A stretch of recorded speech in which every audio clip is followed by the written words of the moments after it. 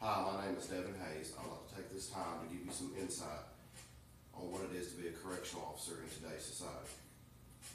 According to Colorado Christian University, in order to get a job at your local police department or sheriff's office, you only need your high school diploma or GED. But to get a job with the federal prisons, you need to get at least a bachelor's degree or 3 years work experience. At Marshall County Sheriff's Office, where I work, you only need your high school diploma to get a job there.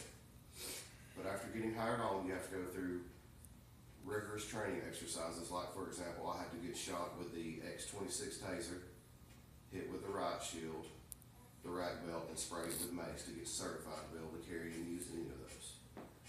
And on top of that, we get sent to a jail school to learn how to write proper reports for incidents and learn hands-on training. The average median of pay for a correctional officer across the United States is $38,970, or hourly it's $18.74. And this is according to the Occupational Outlook Handbook by the U.S. Department of Labor.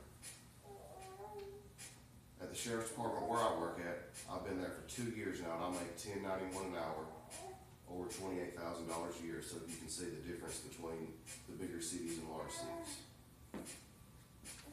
According to Rosalind Maraskin, the author of Corrections, Punishment, and Correctional Officers, she writes about the code of ethics for corrections officers. On any given day, you can deal with drug addicts, people not paying their child support, all the way to murderers and sex offenders. And this is where the job starts to get tough, because you're expected to treat the sex offenders the same way as you do everybody else, which is very, very tough. And we also cannot use our position to gain power over anybody, as far as saying we'll do this for you if you make our job easier.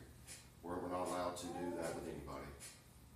We're supposed to treat everybody the same way every day. Don't carry anything home with you, and don't bring anything to work with you as far as emotions. That's the way you gain respect inside the jail or prison. It's the same way every day. So the inmates know what to expect out of you, and you know what to expect out of them. And then finally, the Marshall County Personnel Board gives you a brief job description of what you're supposed to be doing daily at the jail.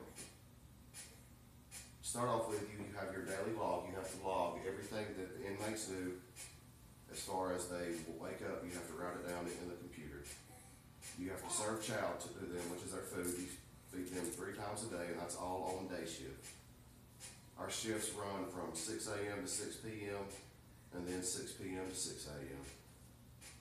Each shift has a sergeant. They have a booking officer, an officer that works in the annex or D block as we call it, and then 2 officers upstairs in the main jail. The main jail is segregated out to A block, B block, and C block. A block is for general population inmates and lockdown inmates. The lockdown inmates are people who come to jail and they break the jail's rules. That may be fighting, smoking, having contraband, shanks, which is a prison knife, or giving tattoos made from a pick and poke, which is basically just a staple, and they find some ink and do tattoos on each other's arms. Then B block you have is the lockdown block.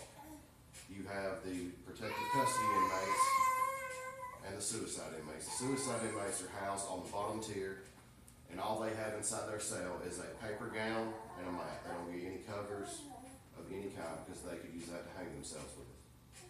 And the protective custody inmates is somebody who's come into the jail maybe owing people money. They may have borrowed food from other people, because the inmates can get stored. And they may borrow store from the other inmates and refuse to pay them back, so therefore we put them in protective custody for their own safety. C block is the sex offender block, which can house people from statutory rape to pedophiles. In that block, you also have lockdowns in that block, which is the same as it was in A block. They have broke the rules inside the jail. And I hope this really does help give you an insight on today's society as a correctional officer. Thank you.